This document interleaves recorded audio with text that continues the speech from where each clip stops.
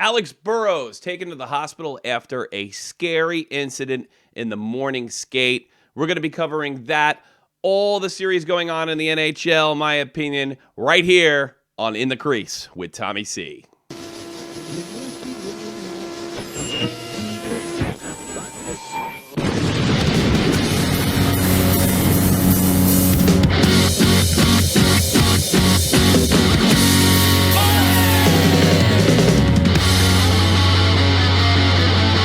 What's going on, everybody? Welcome to In the Crease with Tommy C. I'm Tommy C. I'm going to be covering just what I said I was going to be covering. The NHL, the series, my opinions. My partner, Dead on Dave, is not here, but I'm going to be taking some of your calls.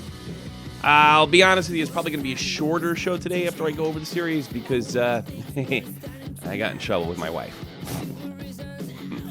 So it's probably best that I get off the bed and get in the fetal position sooner than later. But until that time, let's talk some hockey. Actually, some pretty scary stuff. Let me go over it right here. Alex Burrows, key player for the Vancouver Canucks. There's a pretty creepy stuff going on over there, or scary stuff. That's a better word. The scene appeared rather frightening.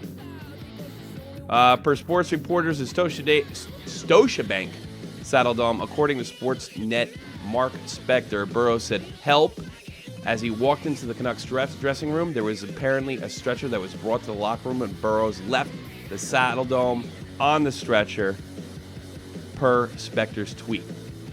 I think I meant as per Spector's tweet. I think that's all right. I'm a little tired. I got to be honest with you. In the Sportsnet story, Burrows apparently had his eyes open, was alert on the way to the ambulance. Scary stuff. And I don't want to get into too much speculation because that can be kind of weird too. Like, this happened. Maybe it was a fight that he's been engaged in some fisticuffs in a very contentious series between the Calgary Flames. But I would be willing to talk about how you think that's going to affect the Vancouver Canucks going forward. Best of luck, Alex Burrows. Hope things work out, and hopefully see you on the ice rather sooner than later. And you know that's more than likely going to be the case, hockey players being what hockey players are made of. How you doing, everybody? I'm in trouble. Big trouble. Well, not that big, but big enough. Take a look at the front page of the NHL. We'll be going over all these series right here, and I think I'll do that with you right now. And my opinions of them from I've seen. I've only missed a handful of games, and hence why I'm in trouble. To be perfectly honest with you, might be a little too much hockey going on over here. Maybe. First off, last night, I got a good portion of the St. Louis Blues, Minnesota North Stars. That's right, I said North Stars series. North Stars lead that 2-1. And you might think I'm going to be talking about Dubnyk. No. I said this on Twitter last night. Watching the Minnesota Wild play the St. Louis Blues was watching a boa constrictor eat its prey. About, I don't know the exact number, but it was only 16 or 17 shots on goal by the end of the game. The end of the game. The Blue Notes looked lost. Absolutely lost. I really wonder if this team has just been simply underachieving for the past couple years. On paper, they're quite nice. Vanek, Parise. Wasn't he a superstar in New Jersey? And the great fortune to the Edmonton Oilers, misfortune. Dubnyk, who really didn't get a lot of work. They strangled them defensively and attacked them relentlessly. I said from the beginning that the North Stars over here, they, I think, look, hot goalies tend to win. Sometimes mediocre teams win with hot goalies. I wouldn't say bad teams. I don't think a bad team can win the Stanley Cup. And it's been reported, not just here, but a few mainstream papers, that they're a dark horse shot at the championship, even though in February they're pretty much done not making the playoffs. It started me thinking, people talk about Alain Vigneault, the New York Rangers, being a Jack Adams candidate. Capuano, Long Island. Bob Hartley in Calgary. What about Mike Yeo? We played a clip earlier in the season, him banging a stick, saying, "What the fuck? You don't think you don't need practice?" Kind of stuff I like. They were done. They were finished. It was over. Done. The team experienced a death. Zach Parise's father, former NHL great. Definitely influential player. Maybe not. I don't think he's in the Hall of Fame, but I'd say NHL great. I'd say Hall of Fame if I thought he was Hall of Fame. I don't think he's in the Hall of Fame. Minnesota native too, and that took Parise out. Sometimes, that's a superstar player dealing with his father's death. The guy's younger. I'm almost 39. I can't imagine losing my father, much less being Zach Parise's age. And maybe all that yelling and screaming and that old school crap is worth it. And it works. It brings people together. It might sound a little military-ish, may sound a little blowhard-ish, macho bullshit, but let's face it. Sometimes tough guys react when the going get tough and your coach screams at you. Next series I want to talk about are the Chicago Blackhawks versus the Preds. Now, I do believe the Chicago Blackhawks will go on to handle the Preds. It's not that I don't think the Preds have a tremendous amount of talent. I think what happened was they got the worst draw possible. A multi-Stanley Cup team that had I don't want to go as far as to say underwhelming season, but not what we're used to when it comes to the Blackhawks. And I think that comes with maybe getting a little bored, not as hungry. I think that's the Blackhawks' greatest enemy, is hunger. The Preds, Roman Josi, when Philippe Forsberg's on his game, are as good as any team in the NHL. Dominated the first half of the season. Quietly. Didn't get a lot of attention. Woohoo! But with the loss, Fisher, with the loss of Weber, I cannot see, and we're talking miracle on ice stuff if they manage to come back, in my opinion. I think it would be good for everybody in the Western Conference if the Blackhawks were out of it, but I don't think with their playoff experiences, what the Preds lack the most. I don't know that they're any less talented than the Blackhawks. Woo, you heard me. I think that's a team of the future in the West. But you got to lose to win, and you got to gain that playoff experience. And I don't think this team has enough experience to recover from their star player being out. Or a guy like Fisher being out. But I think there's a great future, and I expect the Blackhawks to move on in 5. Especially with the way Jonathan Toews is playing. And the way Scott Darling has stepped into a very difficult situation and dealt with it with ease. Ducks-Jets. Also got to watch a little of that last night. Ducks have a series leading lead of 3-0. That's it. The story's over. Great game. I think the Jets led, I want to say 3 times, but I think it was 2 times in this series, or in this game last night. Ducks managed to get it to OT and popped the OT goal about midway through the first. And it was unfortunate because that's the end of the Jets story.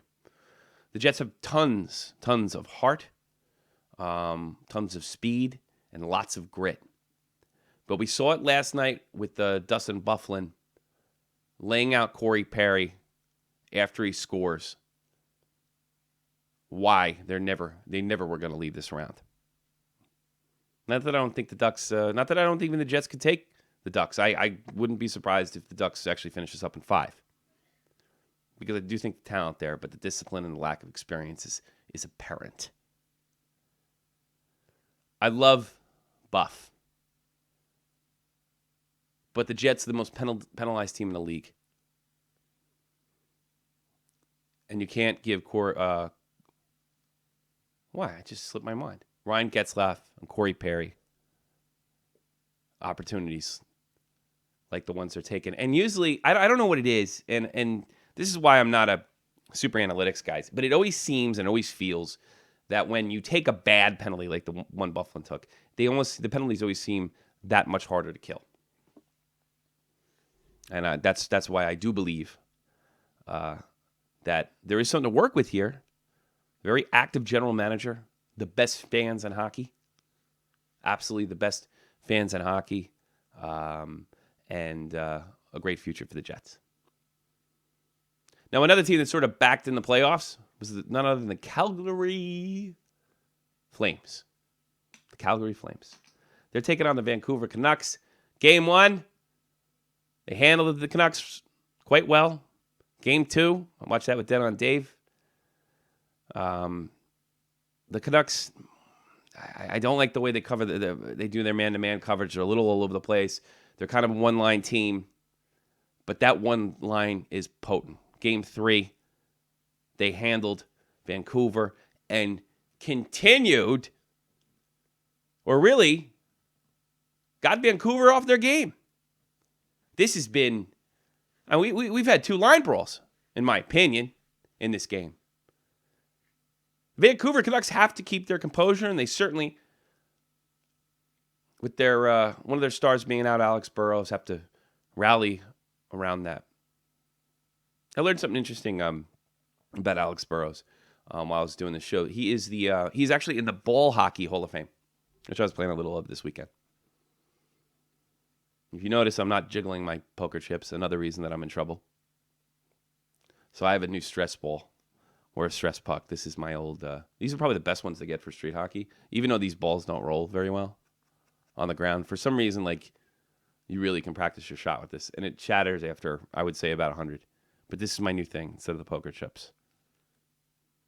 Back to the Flames. I think this series is going 7. I don't know who's going to win. I foolishly thought the Jets and the Flames would be in some kind of Canadian face-off in the West. One of these teams had to go. But don't be shocked if Calgary moves on. As for the Habs and the Sens, a result not perfectly predictable, but I think the energy has run into talent as the Habs sport a 3-0 lead over the Sens. Anderson's back in net. Hammy's been brought down to earth. This is not a team with a lot of depth. But it's a team that deserves to be saluted. The team that's probably most responsible with eliminating the Boston Bruins, which probably was to the Habs' delight. This game is physical. There's more hits, and I think that's what Ottawa planned to do. I think they can't. They think they went to run over the Habs. Well, the Habs took the punch in the chin, and they punched back. And I think that says a lot about this team. It's going to be a very, very difficult team to beat, more than likely in the Western Conference Final. Series tied in between the Detroit and the Bolts. I don't know where this series is going. This is the one of the series I've watched the least. It's all over the place. Either the Bolts are dominating, and they're looking like they're beating up on a bunch of old fogies in Detroit, or Detroit looks like they have the experience and the depth and the know-how to defeat an inexperienced but very talented team in Tampa Bay. I think in this series what you're going to see is something Marty McSorley stickish, not like exact same thing, but something monumental will happen. Will change the course of this series. It'll go quick, probably in the next game or the game after. I just expect one of these teams to collapse at any moment. The New York Rangers, who are not handling the Pittsburgh Penguins the way I'd hoped, not being able to convert on power plays. But last night, with the help of Carl Hagelin, Chris Kreider, they were able to overcome. Hank looks good. He looks like he can take the high-pressure moments. Little nail-biter at the end there. Pittsburgh's not moving on. But they could. I don't know that they're not better than the Rangers. That discipline is unbelievable. That coach, whenever I see Pierre McGuire interviewing him, looks weak. He looks like he's not in charge. Folks, I think dead on Dave's right. LeBron James wears number 87.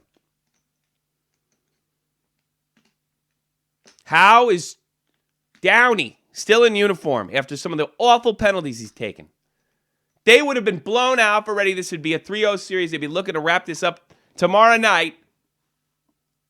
Hadn't the Raiders been able to convert on power plays, and a lot of that has to do with they're going up against one of the best face-off men in Sidney Crosby.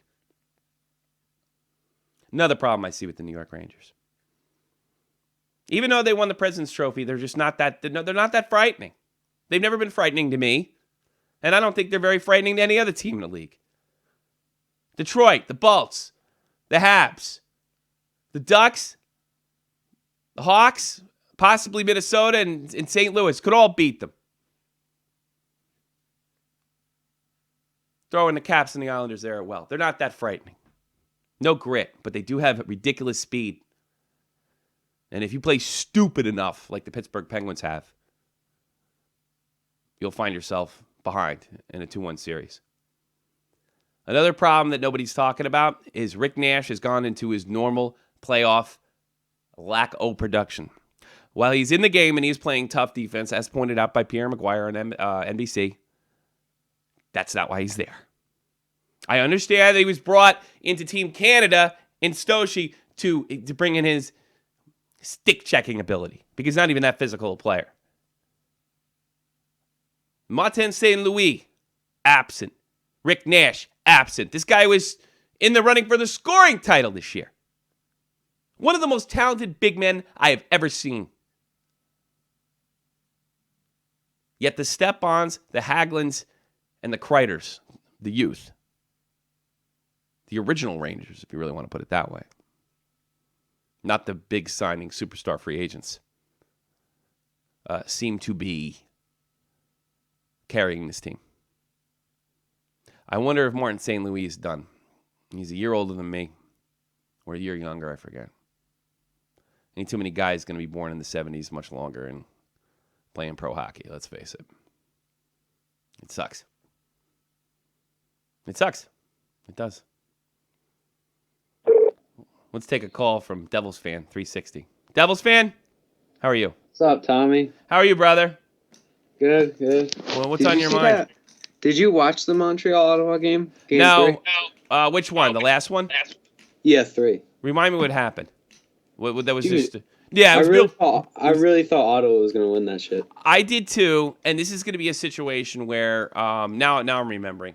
Watching too many games. I think this is going to be a situation where the season series, which will probably end up being a sweep, is not going to truly represent the effort that Ottawa put up. They've been reasonably close games. Ottawa's always been engaged. I think they're just... This is... What you're seeing from Ottawa is all they have. I just don't think they have the talent.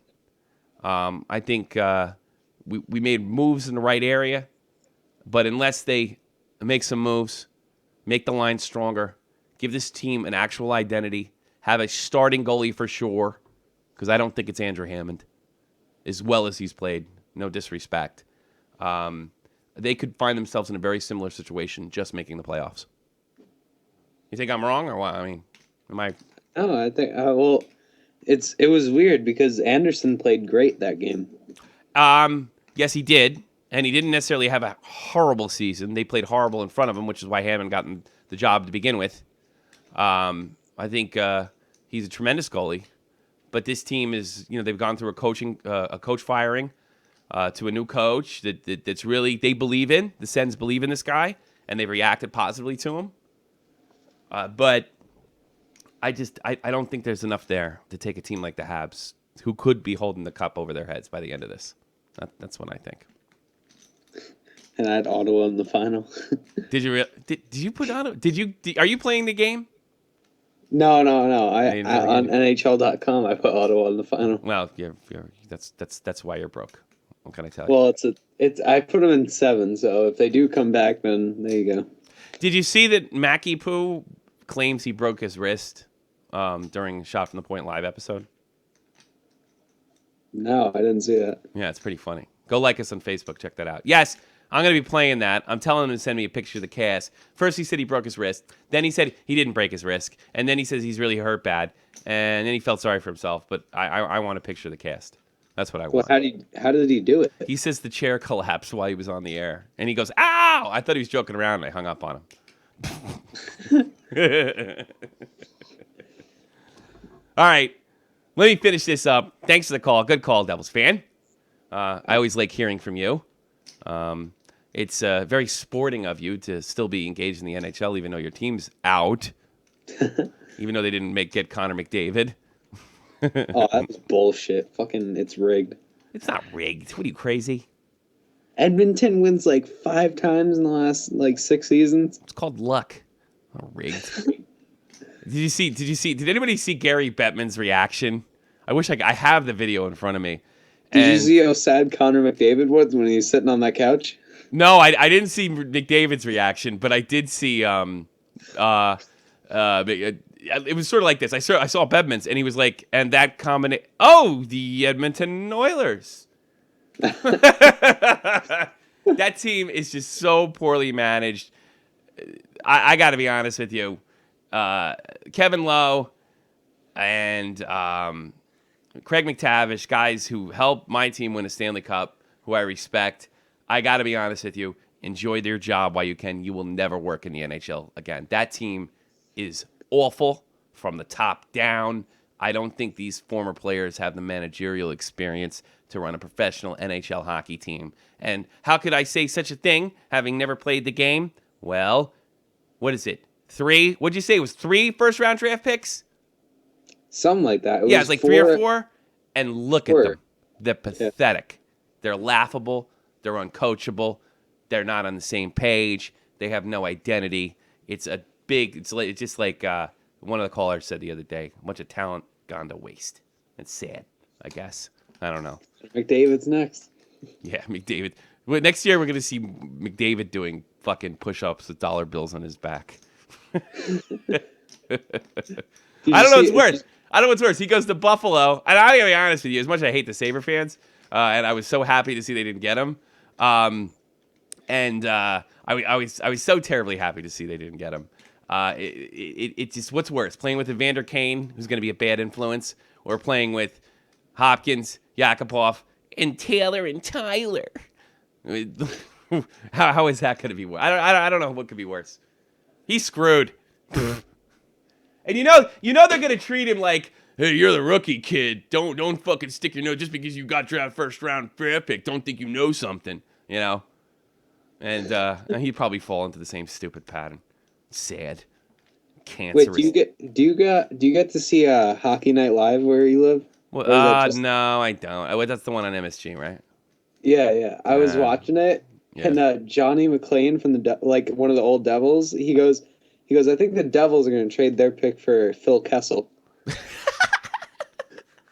He was kidding, right? I hope he was. No, he said that. Oh no! He's like, you don't know what the Devils are going to do here. They might ship their pick out to Toronto for maybe Phil Kessel and a young gun.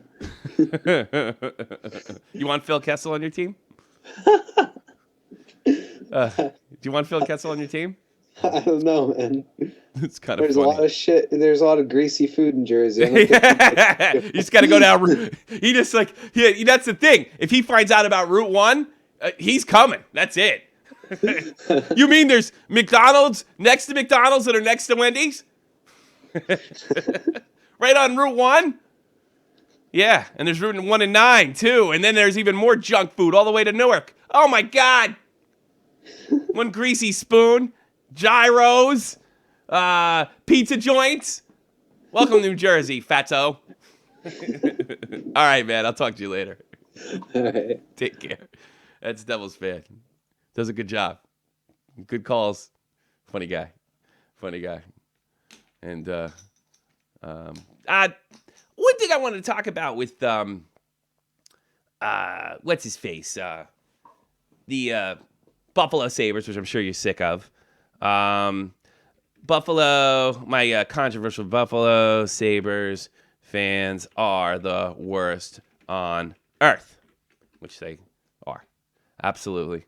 That got a ridiculous amount of reaction. It's so funny how you can just say something like so over the top and people can take it so literally and so seriously. But I am glad that they didn't get McDavid. And I'm double glad when I heard their general manager's reaction that he felt sorry for the fans. That he's getting Jack Eichel. What disrespect to Jack Eichel. We didn't talk about that. And I thank whoever sent me in Skype that note. They spit in I didn't even pick up on it. I'll be perfectly honest with you. They spit in Jack Eichel's face. They spit in his face by saying they didn't get McDavid. What a disgusting franchise. What a disgusting group of people who root against OT goals against. And by the way, that video that I took so much shit on, it's not like the Sam Muskeggan video that got tons of dislikes. It's 28-7 in likes, 556 hits. That's a pretty good approval rating considering it's kind of an inflammatory topic. The Buffalo Sabres are the worst fans on earth. You know, Keith Olbermann in the States, for all you Canadians out there that don't, Keith Olbermann does a thing in the States where he does like the worst person in sports. How is this different? How is this different? This is what some guy wrote to me this morning. The words inferior human being do not even begin to describe how stupid you are. I get these fans, they don't think I can grasp the fact that if they lose, they have a better chance at a good player. No, I'm saying that's dishonorable. That's what I'm saying. It's dishonorable. I understand what you're doing. I don't like it. Sabre fans know that this is the best thing for the team in the long run. That's what I'm criticizing stupid. That's what I don't like. It has nothing to do with my IQ. It has everything to do with, I think it's repulsive. I don't like it. It's unsportsmanlike. It affects the integrity of the game. Remember how the Indianapolis Colts Suck for Luck campaign went a couple of years ago? Who fucking cares? All right, they tanked too? I'm supposed to care? The teams that missed out on Andrew Luck, including the Bills, like I care. I love the fact that the Blues are 5-time losers or 4-time losers or whatever they are. It's funny, and I'm a Giants fan, so good. Spend every season wallowing in mediocrity at best. It's the same thing with this. I don't like it. I'm allowed not to like it. It's not my ignorance. I think you guys are lowlifes. And I think you're embarrassed. And here's the biggest thing about the Buffalo Sabres fan. If you say you bleed yellow and blue, you can't say that anymore. You don't stick to your team through thick and thin. You don't. You root for them to lose. I think that's repulsive. I think I'd reevaluate being a Ranger fan. Wouldn't be a New Jersey Devil fan or an Islander fan. I would. That's repulsive. If my organization was that rotten to the core, how do you disrespect your own Sabres like that? Besides, the Sabres have already built a winning Stanley Cup by simply being the best team in the league. Brett's Hull's foot in the NHL shady rules nixed the idea a while ago. I got news for you. Dallas is a better team. And you didn't get to Game 7, but you did get screwed. But now, the most Bush League event in NHL history is funny to me. It used to outrage me, but now it's funny. I'm glad you're a loser. This is the best way to ensure success for the next 10 years. Ask Edmonton about that. if you have a shitty culture in your locker room, which I don't think you do because I think Ted Nolan did a damn good job under worse circumstances, you're not guaranteed to win a cup. Your team sucks since the 70s. You've had great players, great teams. Dominic Hasek, lose.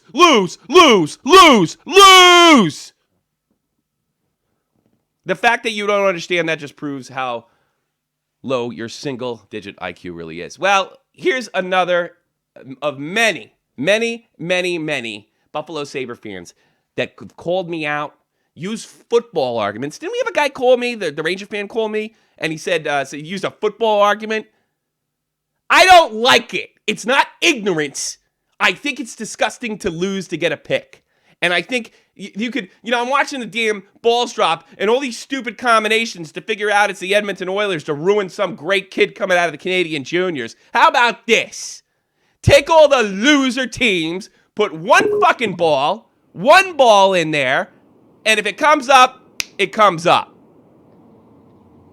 Bingo. You have to some radical weird combination. It was such a joke. Jesus Christ. I had a friggin' secret clearance in the Army, and I've never seen... It was completely ridiculous to the lengths they went to keep the integrity of the process. It was almost comical. Patrick Gwynn, you're obviously in a subway. You're on the air. No, I'm not. You sound like I hear this. I'm actually in my bedroom on my computer. I wish one of these bitches would call me up, Pat. None of them will. Yeah, these guys, they make us diehard fans like myself, you, Pittsburgh boy, Deb, Frenchie Ben. That's a slap in the face to us because you root against your... Oh, fuck. We lost you, Pat. I'm still connected, but we lost you. That was a really good rant. Call back. Tom? Yeah, you're back. You said you root against it. You said it's a slap in the face. Continue. It basically is because you root against your team just to get a star player. I wouldn't want the Flyers to do that. I want the Flyers to go out there and give 100% every night. I know, and that makes me a bad person. It makes me a stupid person. No, it doesn't make you a stupid person. I mean, it's like I understand. I understand it completely. I don't like it. You're stupid. You can't defend it. You can't say you're a diehard. That's why people are freaking out in Buffalo. These thin-skinned wimps. Stop living in 1999 and get over it. Yeah, seriously. They got screwed. Do you agree with that? You remember that series? That was unbelievable, Pat. It was unbelievable. It was the most Bush League thing. They make this stupid rule to begin with, and they decide not to enforce it, just like Stan Fischler said they wouldn't in a key game. In a good series. Great series, 1999. That really ruined hockey for me. I got to be honest with you. I didn't watch much of 2000, 2001, and then I left to Germany. That really disgusted the shit out of me. Now it's funny. Well, you missed a good series in 2001 between the Devils and the Avalanche. Here's another good series. Here's another Buffalo fan. He goes, I watched 4 straight Super Bowl losses. I've watched the Bills miss the playoffs in the last 15 years, and the Sabres the last 9 out of 14. I watched heartbreak after heartbreak. I've stuck by my teams. Yes, cheering for opponents is wrong, is insulting, but I freely admit I wanted Connor McDavid. And no one on earth has the right to tell me I'm not a fan because of that. We've suffered enough. God, you gave up. You quit. Who wouldn't want a player who could make a team? Yeah, I'm not saying, look, I get that. But there's a code. You don't have to accept my code. You don't have to agree with it. But I'm allowed to have my opinion. Who wouldn't want a player to... I understand rooting for another team if the other team is playing against your rival. I like, you know what I would say this at the end of the season if I was like, look, at least we got Connor, or at least a shot. I mean, that's the only way to look at this. But I got to be honest with you, Ted Nolan doesn't have a job because he thinks like me. He thinks like me. Who wouldn't want a player to make a team great for a generation to play the franchise? Buffalo isn't like New York, which can have any free agent it wants. That's true. Nobody is waving their heads to no trains called in Buffalo. How come I didn't get this earlier? There's your cue for insulting Buffalo jokes. This is really the only way. Oh, God, this one's sad. But, hey, it's fun to be criticized if fans haven't gone through anything that we've gone through here in Buffalo because you don't have a clue. Fuck you. I'm a Ranger fan. 1940. That's what I'm going to write. 1940, but you've won a cup since then. Yeah. Fuck. What did I do? The first half of my life. The first half of my life. My life, I was a Ranger fan. 1940. Over and over again, wherever I went. All the Devils fans goofing on me in elementary school. Goofing on me in middle school. Goofing on me in high school. 1940, 1990, 1940, 1940. I put up with it. I know. And I don't agree. Fuck your suffering. Fuck your suffering. It's only sports. That's what else I'm going to write. Fuck your suffering. Ah, God.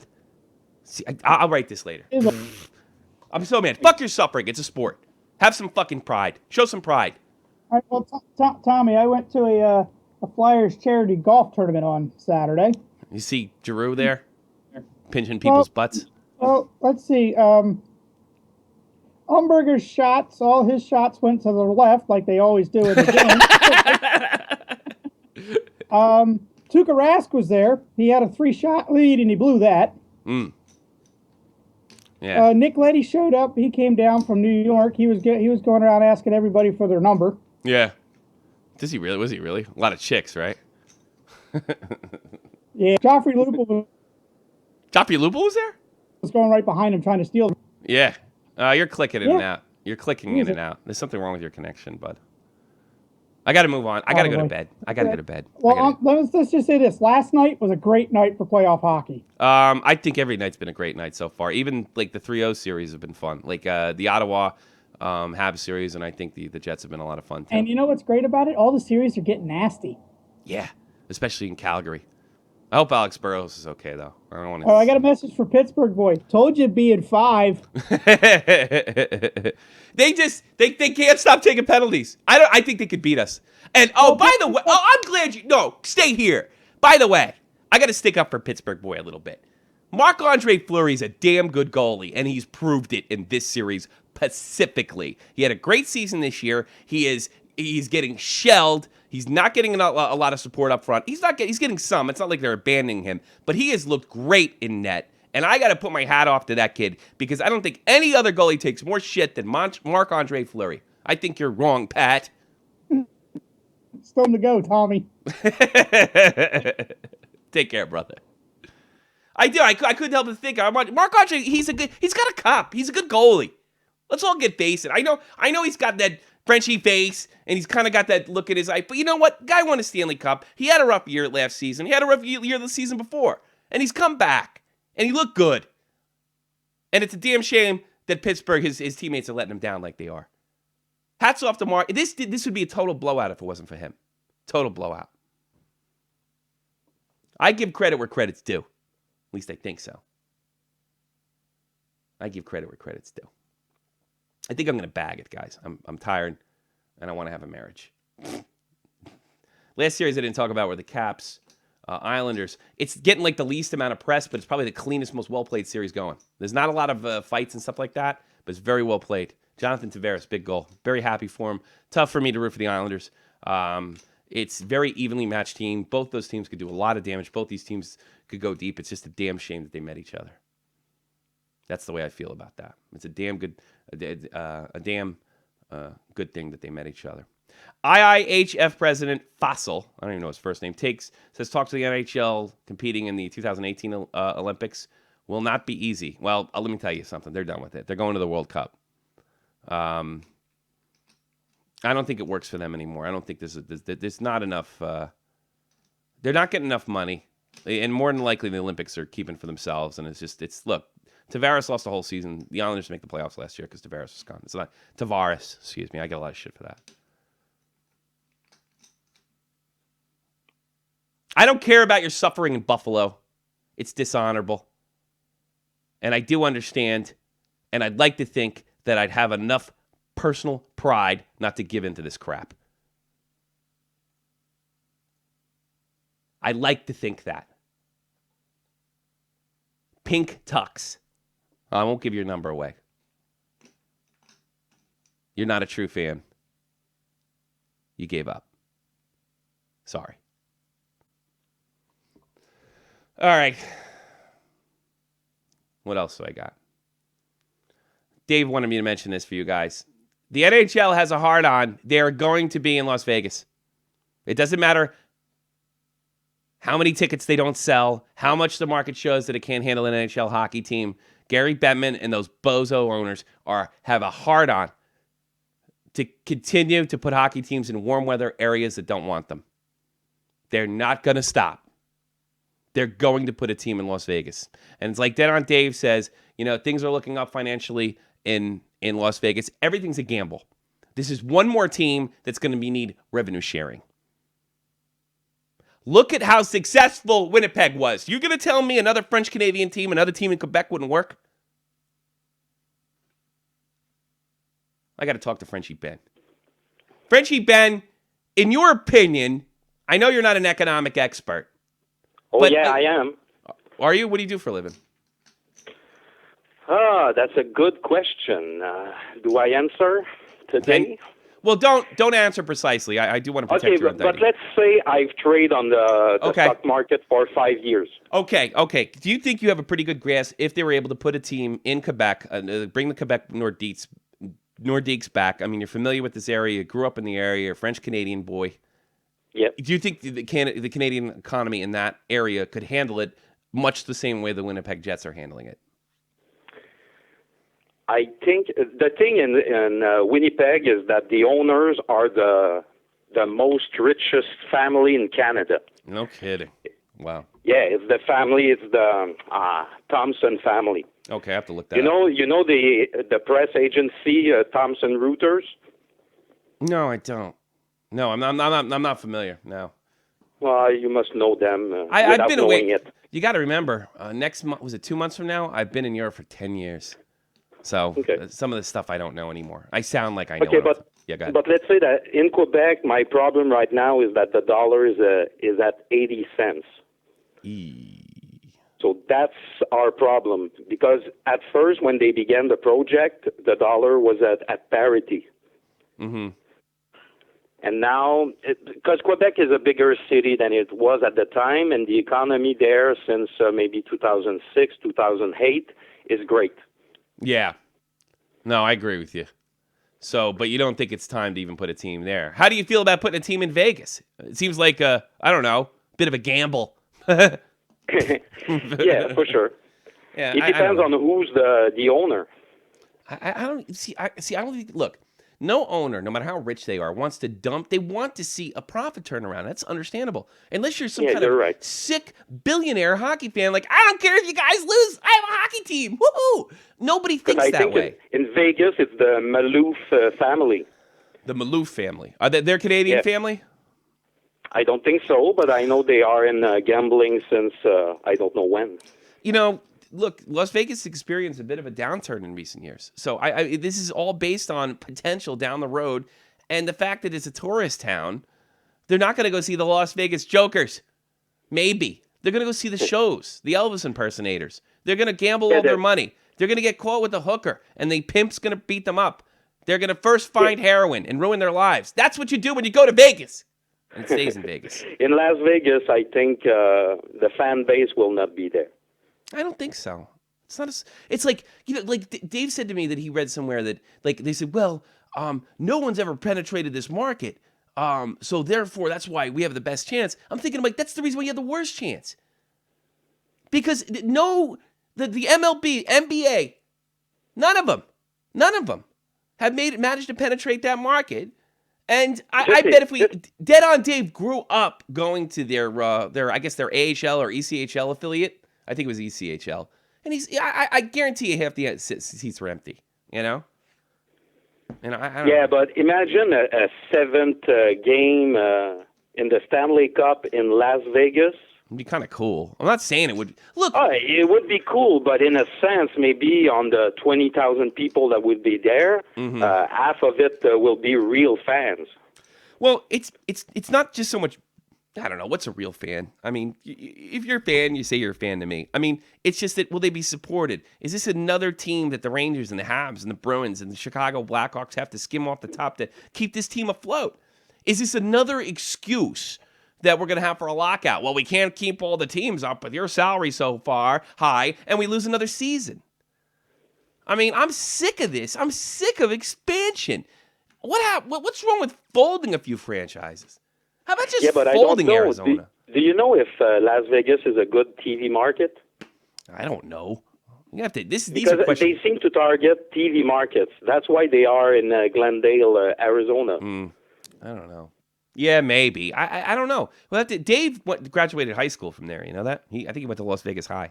He lived there? Yeah. He was born in Chicago. I think he left there when he was like 12 or 13. That's why he's like all the Chicago fans. And then he spent his teenage years in Las Vegas, where he became a horrible gambler and went to the Army. But his parents were working in the gambling industry? I don't know that. I want to say that for sure. You have to ask him. Okay. And he would. It's like one of those things. Like, they're all sports fans out there, but it's sports gambling town. I gotta know. There's a difference between a sports gambler and a sports fan. Like, I gamble 50 cents bets to entertain the fans on here and what have you. I'm not really a gambler. I've never put $100 in a game. It's not me. I mean, but sports gamblers are different types of sports fans. I'm into the athleticism and the drama and the stories. Some guys are like, this is a great way to make money, and I don't even care what I'm betting on. Because if you bet on something, I could bet on fucking badminton, and all of a sudden badminton becomes exciting. I think you're right on this one. Yeah, I just think it's by making a difference between the two types. Yeah, I think it is. I'm not saying there's anything wrong with being, except the only thing possibly wrong with being a gambling sports fan is it could become a personal problem. But that's what makes you have fun and you can control it. That's great. But a sport, like, I'm the other type of sports fan for the most part that'll put tiny micro bets on stuff. I play micro poker. I don't have it in me to drop $100. That's a different personality that I wasn't born with. I don't know. I kind of like took all your time. Did you have anything to talk about? Did you want to talk about the Habs or anything? Oh, no, it's okay. I have a little something about hockey that I liked last week. Sure, talk about it. Tommy, as you know, hockey unites people and nations. Sure, absolutely. And in the second game in Montreal, we saw a great goal by P.K. Subban. And when you see a Russian man kiss a black male teammate, you're witnessing something special.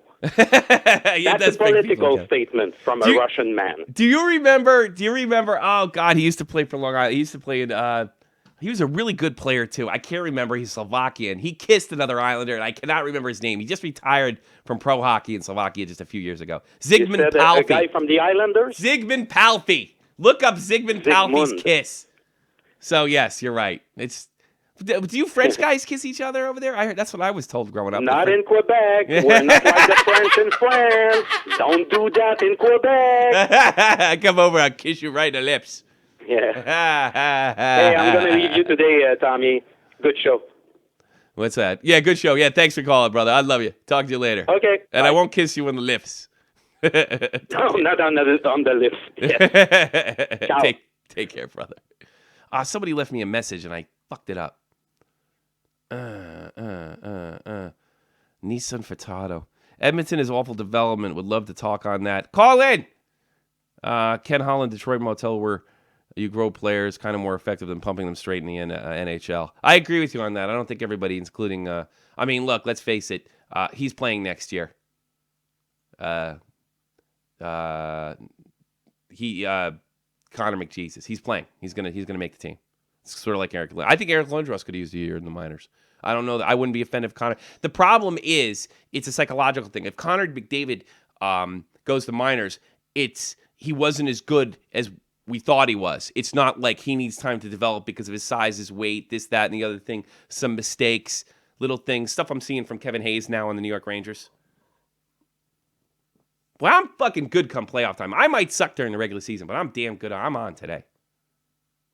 Yeah, see? Got the guts to call. Let's put him on. New guy. Hey, how's it going, man? Hey, what's happening? Nissan Furtado? Am I saying that correctly? It's Nason Furtado. Nason Furtado. Are you of Arabic descent? No, man. Portuguese. Portugal. Portugal. Portugal. All right, what's on your mind? Not that I'm getting all your... I'm interested. Look, I'm a world traveler. I'm interested in all sorts of people. Are you Canadian or American? Canadian, man. Canadian. All right, tell me what's on your mind, brother. We're just talking about that Edmonton thing right there, and I mean, you can't deny that these guys are full of talent. No, I don't think I've said that. I said they suck. It's oh no, collectively different. They're awful, but I think that's just because when you have no depth on that team, and you're literally thrusting these 18-year-old kids into the lineup, you're gonna get a toxic locker room right off the bat because you're giving them the entitlement like nothing. Jeez, no, you are preaching to the choir. I do think. I mean, look, I think when we're all young men and women, especially 18 and 19 years old, we do feel a little bit entitled. And I have somebody on the line. Actually, Phil Kessel, he's considered an entitled player. He's on the line right now. Phil Kessel, you're on the air. Oh, hey Phil. Hey Phil. Is it possible to get a burger for every goal I score?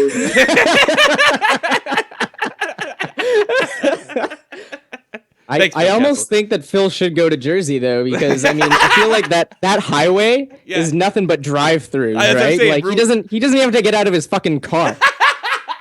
I know. It's I grew up there, and I just consider going 1-9. Like he's on his way to Prudential Center on the Turnpike, and it's like, oh my god, there's the fucking there's the rest stop. There you go. I mean, it's gonna be a tough place for Phil to make it. But commenting on what you're saying before on a serious note, if I'm allowed to do that, I do. I think we all feel like we all know it all at 18. And you're right. They don't put these guys in the minors. They don't put, and you know what? They don't have coaches to say, get the fucking line. What do you think? You think I'm going to kiss your ass? You're in the NHL now, pal. You don't run this team. I run this team. It's my stick. It's my glove. It's my bench. Shut up. Get over there. In fact, you're picking up pucks. Yeah, That's and it. exactly. Yeah, excellent example of that is halfway through the season when the Canucks were benching Cassian for that number of time. Mm-hmm. So I mean, right? Yeah, exactly. It's like these little kid thinks he's entitled. He doesn't score for a while. They pull him off the lineup. They pull him back on. He scores a couple goals. One game where he fucks up, and guess what? You're back off as a healthy scratch. Exactly. Because it's the NHL. You're not entitled. Like I think these kids, you're going to grow up to be Sidney Crosby. Nobody's going to grow up to be Sidney Crosby. Martin St. Louis wasn't even drafted. He had to earn everything. That's why those guys have like a lot more character. Take a guy like Adam Oates. Datsuk went 5th. Adam Oates, Hall of Famer. Yeah. I mean, that's what it is. It builds character. And there's a rare combination of guys like Gretzky that have tons of character. Gretzky grew up in a family like 20,000 kids. He had to fight for every food. I think he had to box the guy next to him to get his mama's boobie. So he could eat. Man, I remember hearing that Carey Price grew up in like a farm. Yeah. Like a steel roof. He goes out, does his farm and shit during the day. Dad lets him play hockey when he's done. Yeah, exactly. All right, let's take the Mullen brothers from Hell's Kitchen, New York. Really unlikely guys to make the NHL. Father was a Zamboni driver. Learned to play hockey on quad roller skates. None of them became Hall of Famers, but they became very effective role players for New York teams like the Islanders and the Rangers. That takes character. And these number one draft picks are told they're guaranteed. I do not think that's going to be the case with Connor McDavid from what I've seen so far. He seems like a first-rate kid. It's just like Ted Nolan said, or fake Ted Nolan. He said that they just drafted the manly version of Sidney Crosby. I think we're getting. We're getting the manly version of Sidney Crosby.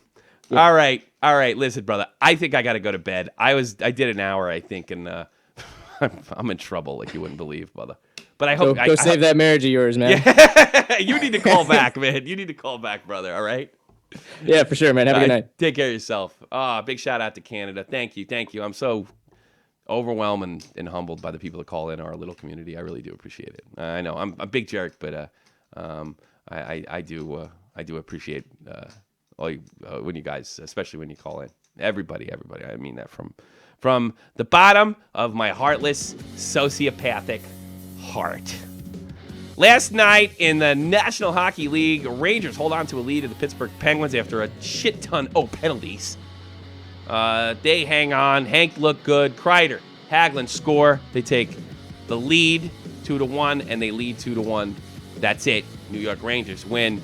They got constricted. They were eaten alive. The St. Louis get eaten alive. 3-0, held to 16 shots on goal. The Minnesota Wild take that 3-0 and also take a 2-1 series lead. Some sad news in Winnipeg. The first playoff game played in Winnipeg for almost 20 years, 19 years. Last one in 1996. But even though Winnipeg led several times during this game, the Anaheim Ducks find a way and beat the Winnipeg Jets in overtime. It's probably the end of their series. Who knows? Maybe they can scratch one out. I think that's successful. If they win Game 4, they could at least look at their fans and say, hey, we gave you everything we had. The Winnipeg Jets have a lot to learn. And I hope good things come to them. And I think they will. And you know what? We're very lucky we're having a great series like this. A lot of stories so far. 7 p.m. Eastern Standard Time, the Tampa Bay Lightning are in Detroit to take on the Red Wings. 7:30 Eastern Standard Time, Caps, Islanders in a beautiful series that's not getting much press. If you have some time and you're waiting for the Hawks or the Calgary Flames or Canucks to come on, I'd suggest you check that out. Ovi's in action. Jonathan Tavares is action. Nick Leddy, who is the king of online dating. They're all there. Check it out because the next game's at 9:30 Eastern Standard Time. The Nashville Predators, they take on the Chicago Blackhawks. And the late night game, 10 o'clock, the Vancouver Canucks take on the Calgary Flames. Thank you very much, everybody. What I think was a great show. And you know how this part goes. Get out of my crease!